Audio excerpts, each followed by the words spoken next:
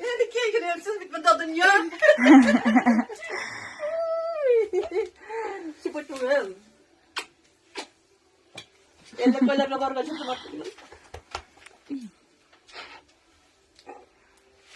Дома тут.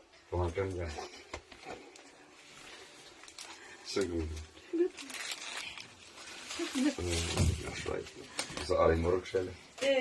Koyayım ben de kiregen. Mısın konuk kabarıkında.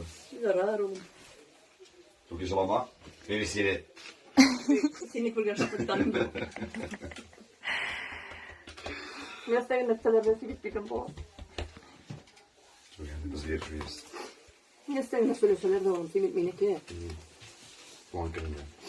Şu bir motor. Yaş olmuş ama bir tencere ama.